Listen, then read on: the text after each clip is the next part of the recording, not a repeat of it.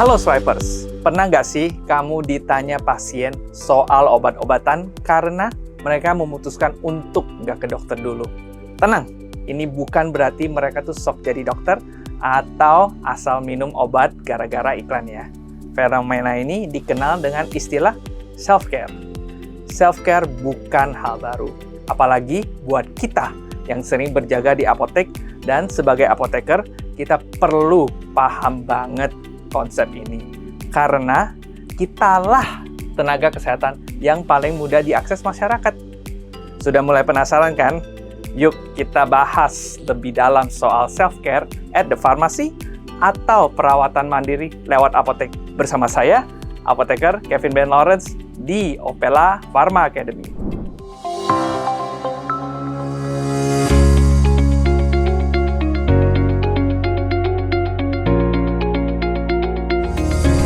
Jadi, sebenarnya yang dimaksud dengan self-care adalah kemampuan seseorang, baik individu, keluarga, maupun komunitas untuk menjaga kesehatan, mencegah penyakit, mengelola kondisi sakit, bahkan menghadapi disabilitas dengan atau tanpa bantuan tenaga kesehatan.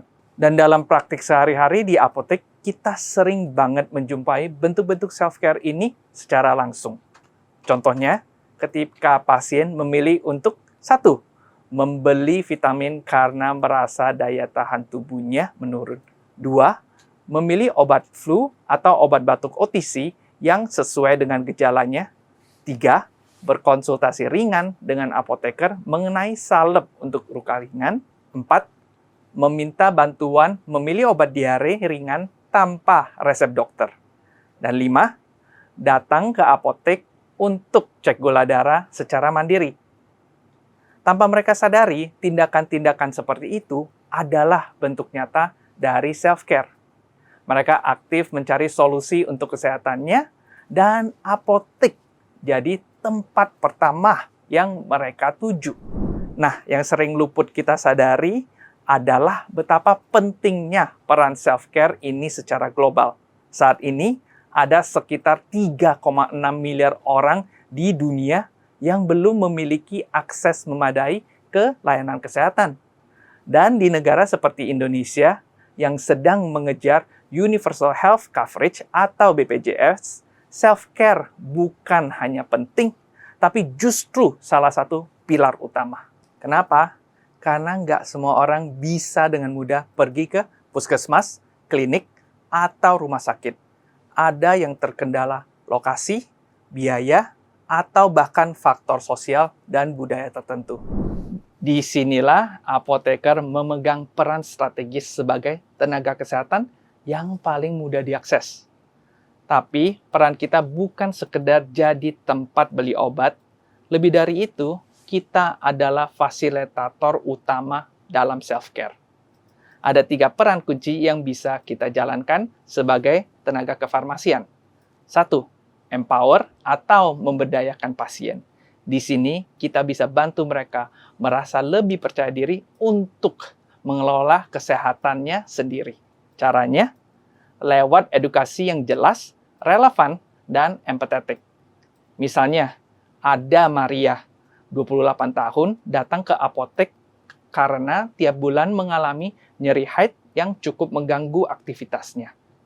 Katanya, biasa saya pakai koyo aja mas. Nah, daripada langsung kasih obat, kita bisa validasi dulu pengalamannya. Lalu jelaskan bahwa nyeri haid disebabkan oleh kontraksi otot rahim. Lalu, kita kenalkan pilihan seperti Hyoscine butabromide, bahan aktif yang ditemukan di dalam Buscopan Plus yang bisa bantu meredakan kram.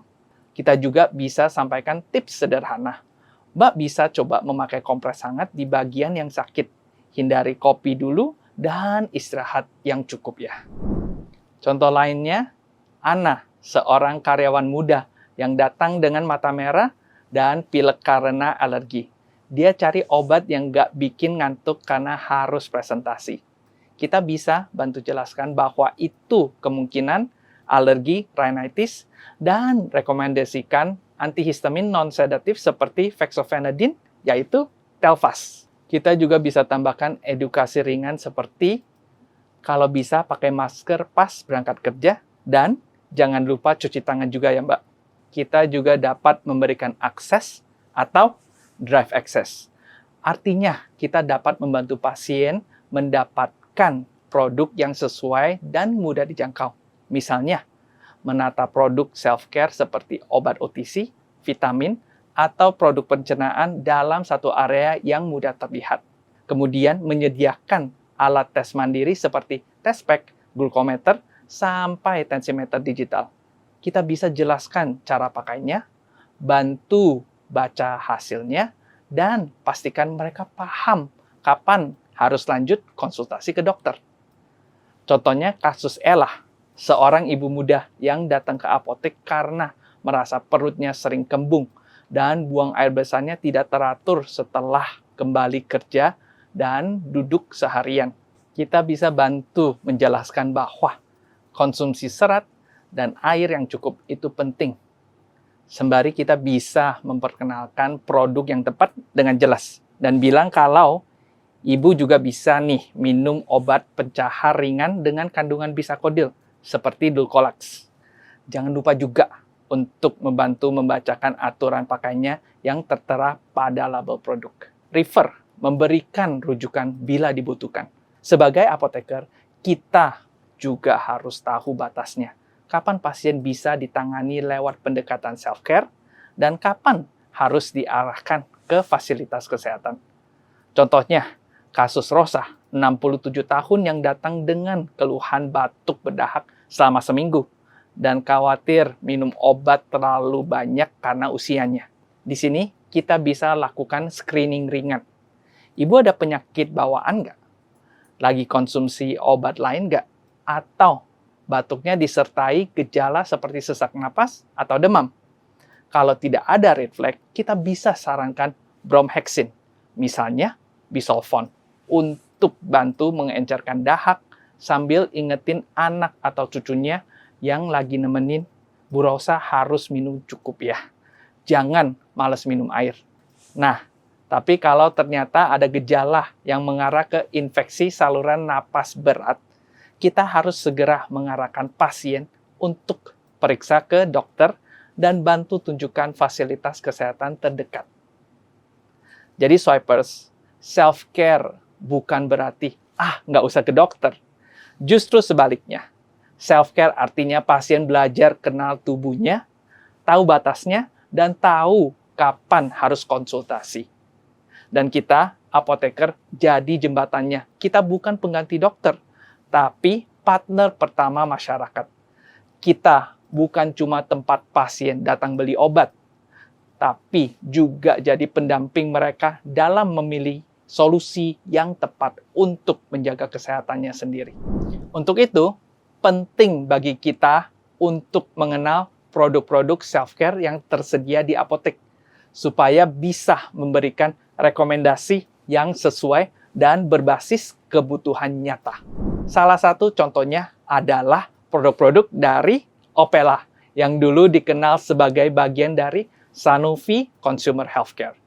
Opela punya berbagai solusi self-care yang sudah terbukti dan bisa membantu mengatasi keluhan sehari-hari.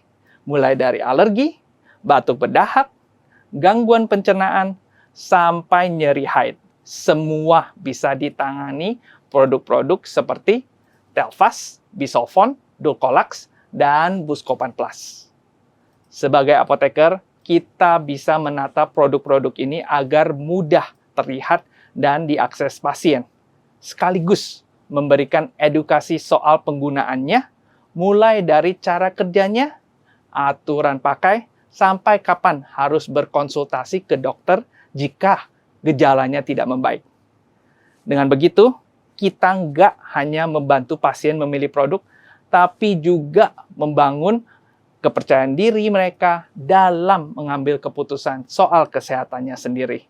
Inilah esensi dari self-care yang aman dan bertanggung jawab. Dan peran kita di apotek sangat krusial untuk mewujudkannya.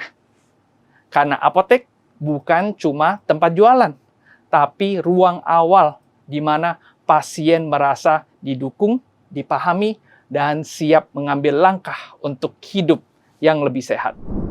Saya yakin kalau bukan apoteker, siapa lagi? Karena rasa percaya dimulai dari kita. Demikianlah pembahasan video ini.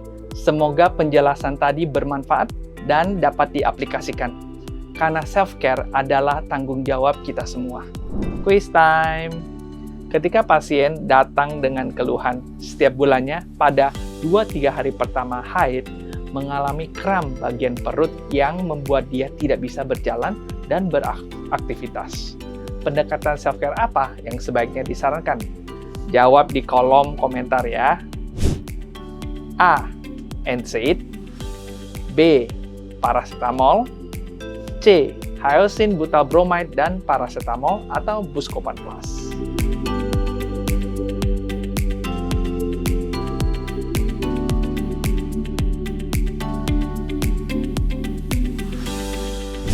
Dan jawabannya adalah C. Quiz time. Ada seorang mahasiswa magang yang mengalami bersin-bersin, mata gatal, dan hidung tersumbat yang muncul akibat polusi di Jakarta selama 2 minggu terakhir. Antihistamin apa yang cocok untuk pasien ini karena dia suka beraktivitas? Jawab di kolom komentar ya. A. Chlorpheniramine. B. Fexofenadine. C. Tripolidine.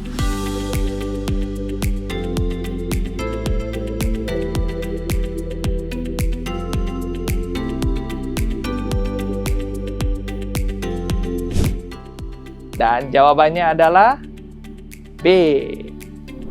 Quiz time.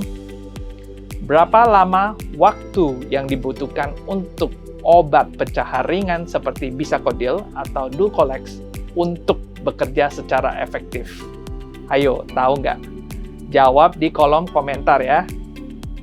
A. 15-30 menit. B. 6-12 jam. Atau C. 12-72 jam.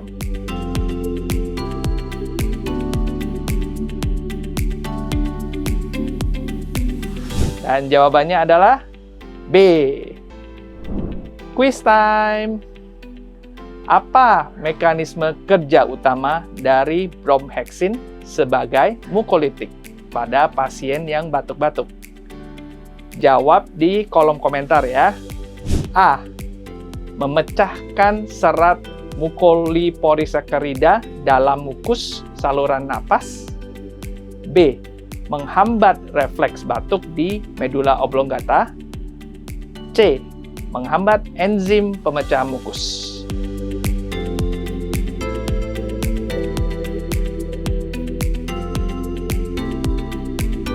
Dan jawabannya adalah A. Saya apoteker Kevin Ben Lawrence, pamit undur diri.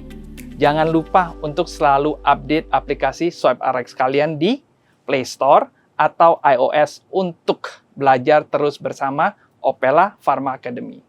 Sampai jumpa di sesi Opela Pharma Academy berikutnya. Salam sehat. Bye.